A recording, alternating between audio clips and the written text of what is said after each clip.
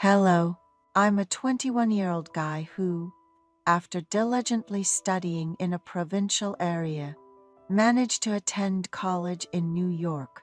It was last year. I didn't want to apply for a dormitory, so I begged my parents to let me live off campus. From what I heard from friends, dormitories often have curfews depending on the school. Just having graduated from high school and eager to embrace freedom, the thought of living with such restrictions felt suffocating. I deliberately missed the dorm application period and told my parents, I can just find a place near school. There are plenty of share houses these days. However, my parents were firm. They acknowledged that it's fine to have fun and enjoy oneself, but reminded me that everything comes with responsibilities. They then insisted, go live with your aunt. My mom is the youngest and very cherished daughter in her family, with 3 older brothers and 1 sister. My eldest uncle is 18 years older than my mom, practically a grandfather figure to me, and is already in his 60s. So our relationship isn't exactly casual. The idea of staying at my uncle's house. My cousin brother has already married and started his own family. He's in his mid-30s, and living with him wouldn't be uncomfortable. So, imagine how awkward it would be for me to live with my uncle and aunt. Honestly, I was grumbling and really didn't like the idea, but there was no other option. It was decided that my parents would send a certain amount of money each month to my aunt, who in turn would provide meals and do laundry for me. A few days before the start of the semester, my parents, who hadn't seen my uncle and aunt in a while, packed my stuff and we all headed to New York together. My aunt had prepared the room previously used by my cousin before he got married. The house was small but duplex, so the second floor was entirely mine to use. There was a separate staircase leading to the second floor, and an entrance I could use on my own. Honestly, I didn't know the house was like this, but seeing it with my own eyes, I thought it might be okay to live here.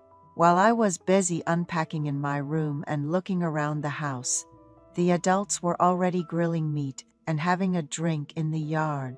I quietly joined them, eating without saying much. Listening to their conversation, I realized my uncle and aunt seemed like very enlightened people. My aunt told my parents, raising kids, I learned it's pointless to micromanage them like catching mice. When they want to play, just let them be. We've all been there. She said this with a hearty laugh. Then, looking at me, she said, our David, let's have a good time moving forward. You can even bring your girlfriend home, and laughed uproariously again. My uncle joined in. What girlfriend? He hasn't even started school yet. Maybe by May, adding to the laughter. I was a bit taken aback but felt reassured, thinking, no curfew and they'll respect my space. My parents were worried I might get into trouble, but staying at my uncle's seemed to ease their minds somewhat. After spending a night there with my parents, we returned home. During my stay before school started, my uncle was hardly ever home, busy traveling with friends as a kind of retirement treat for himself. My aunt, a lifelong homemaker, was always home unless she had specific plans.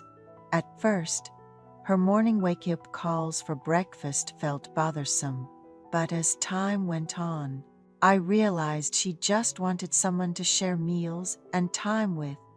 Despite desperately wanting to sleep in, I got up for breakfast. Not wanting to miss the meal she prepared, she was considerate enough to let me sleep in on days I didn't have class. Living there, I even started to feel a connection to my grandmother, whom I hardly remembered. My aunt, though younger than my uncle, was still over 30 years my senior. On days I had no plans, I made sure to eat at home with my aunt. She took great care of me, packing lunches on days I worked part-time.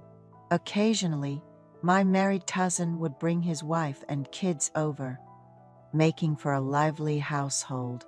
College life turned out to be tougher than I expected, but living in a boarding house, I felt like I was experiencing a new adventure. My aunt took better care of me than even my own parents, without any nagging. She would even fold my laundry and put it away in my room. Sometimes, when my uncle came home drunk, he'd give me some spending money, making me think that not moving out was the best decision. One day, I was watching a movie in my room, snacking and drinking a beer by myself. Unaware I was there, my aunt came in to put away laundry.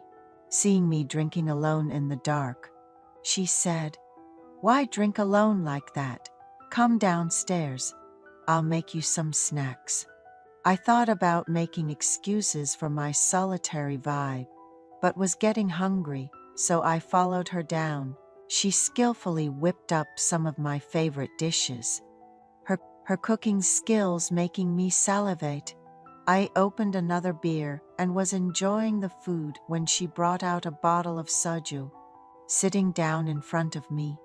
"This is the first time I'm drinking with our David. You're all grown up now," she said. Feeling a bit shy, I responded, "Of course, I'm a college student now." We toasted and shared stories over drinks. My aunt turned out to be much more open and spirited than I thought. We bonded over complaining about my uncle and talking about college life, enjoying our drinks. She laughed throughout, but then sighed deeply and took a big swig of her drink. When I asked if she had any worries, she replied, "It's your uncle. What else?" Thinking it was about his daily outings. I awkwardly tried to comfort her, saying, "He's just retired. He'll find something to do soon." Hearing that, my aunt complained, "That doesn't really matter. But isn't turning your back to sleep a bit too much?" I was startled by her words, and she seemed to catch herself, saying, "Oh my, what am I saying? Pretend you didn't hear that. I'm being foolish." She apologized to me repeatedly, and I reassured her, "It's okay. You must have been really frustrated." There was an awkward silence, and as we shifted our positions, the atmosphere between us started to feel even stranger. My aunt, looking flustered, quickly began to clear the table.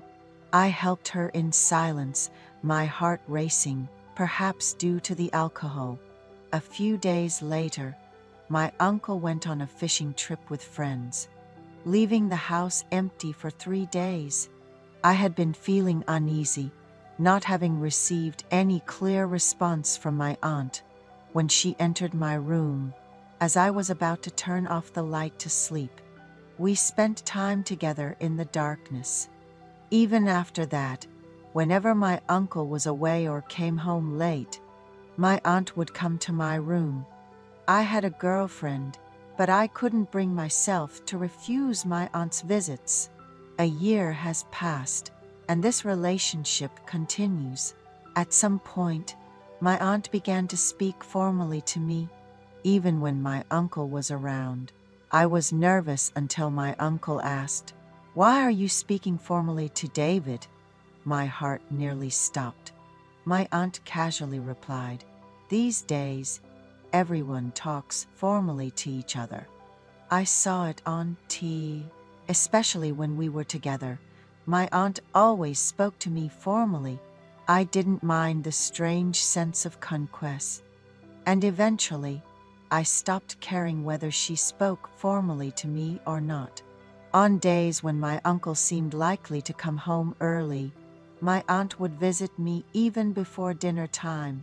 I worried about my uncle coming home, But my aunt seemed unconcerned. Being young and full of energy, I hardly felt tired, even staying up all night. Lately, I find myself going to the master bedroom first. My hope is to continue living like this, boarding and staying with my aunt.